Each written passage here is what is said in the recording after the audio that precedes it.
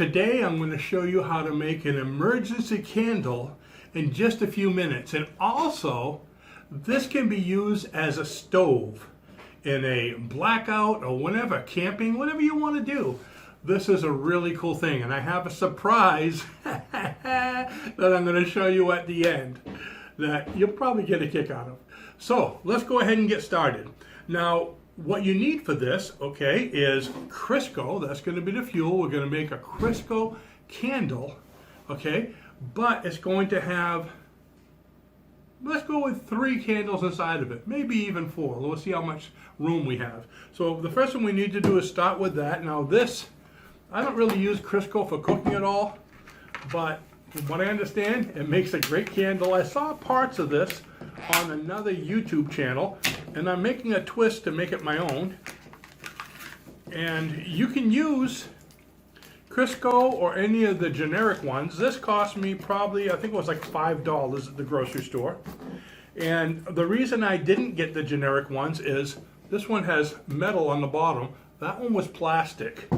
I noticed they're even doing that with paint cans now. Some of them are metal and some of them are plastic. So if you're using them for any kind of a cooking or heating device, I think I stick with the metal. The next part is to take a candle. Now these candles, I got them at Walmart, okay. This is not sponsored, by the way, but it should be. And these were, I think, $1 a piece. So far we're into this for $5, $6, $7, $8. Whoa. Okay, so what I'm going to do is go like this here and cut it right about up to here. Let me make sure.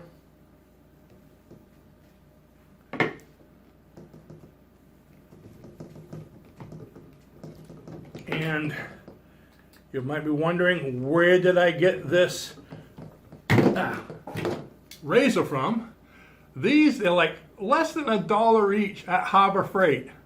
And again, this is not sponsored, but it should be. You're going to get used to that. That's my new tagline.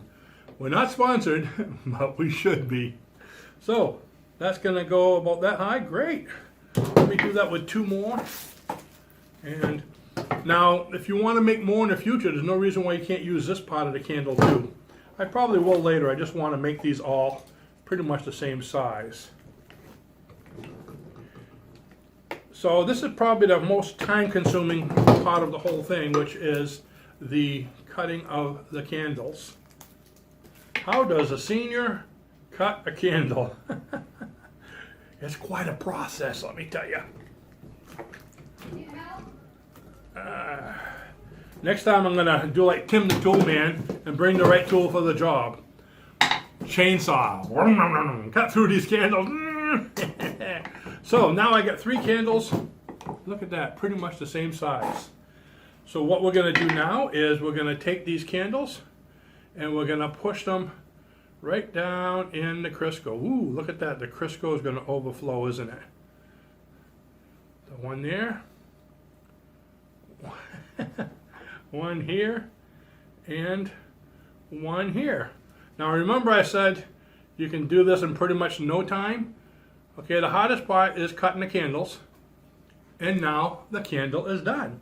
So all you need to do at this point is go ahead and light the candles and let it do its thing.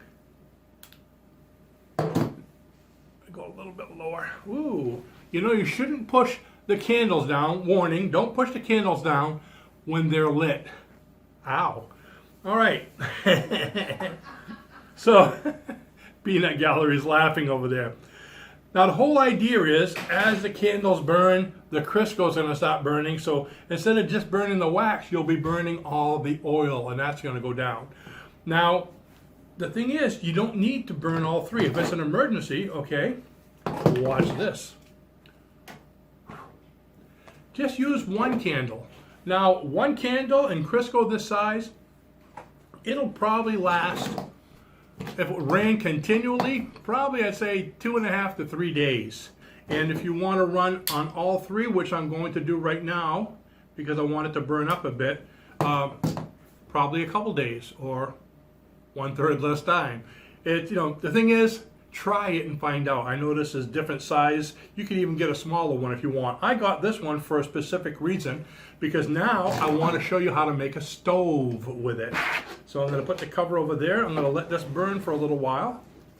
And what I did was, I have this orange, it's actually mandarin oranges container. This is a 10-ounce container, and I cut the top off to save time and refrigerated the tangerines. They're actually really good. And what we're going to do is, I'm going to make a stove out of this, so I'm going to take the cover off of it. It's actually wet already because I washed out the inside over there. And you can take the glue off as much as you want. There we go. I think that looks pretty good. Ooh, it comes right off when it's wet, doesn't it? That's pretty good. Glue comes right off, but I'm going to finish that off later on. And what we're going to do now is, this is going to fit on top of the other part, on top of the Crisco. Now, I got the orange thing. You can actually get like those big Maxwell House coffee cans. They fit over it as well, but they're a little bit smaller. Now look how much bigger this is than the candle. The Maxwell House comes down a little bit lower, so if you're going to do that, you're probably going to want to put several rocks or anything about, to elevate it another inch or so.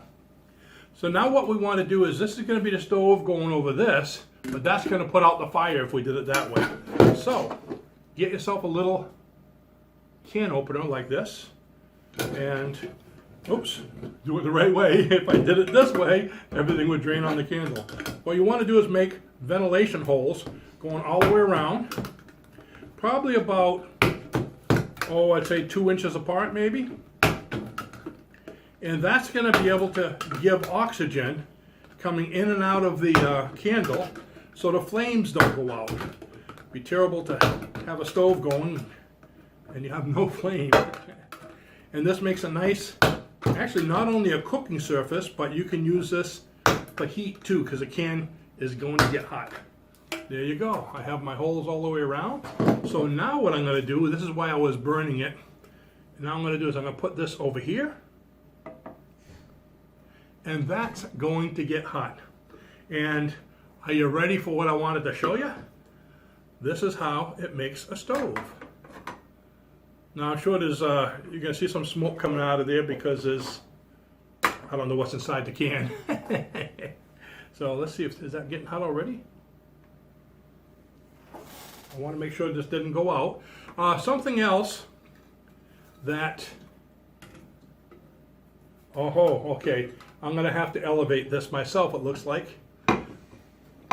Or I'm going to have to elevate it or wait for this to go down. It needs to be a little bit lower because I have actually too much, it's too close to the bottom and it's putting them out already. So you want to get something that's non-flammable, but I'm not going to be doing this for a long time, so just for the demonstration I got these little cases.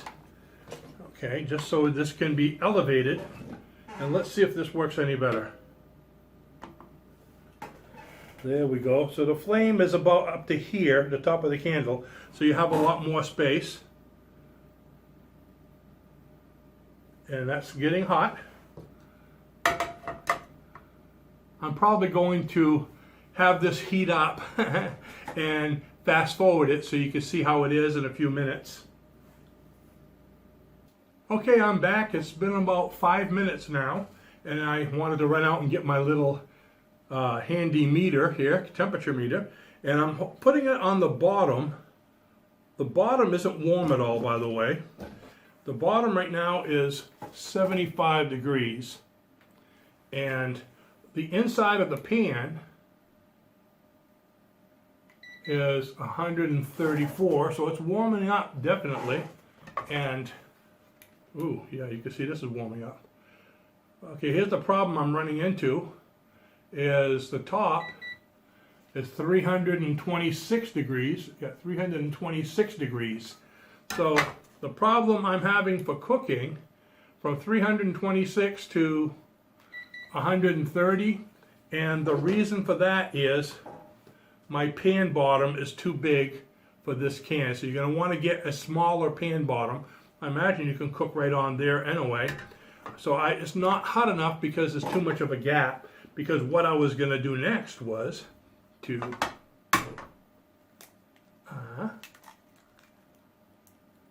cook an egg right there. Ooh, what a bubble in there.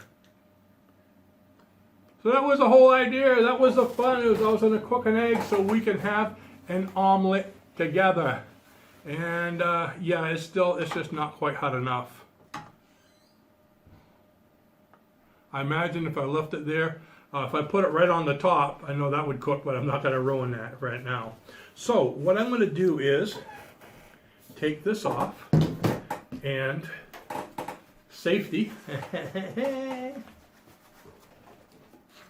And Raluca, can I borrow you a second?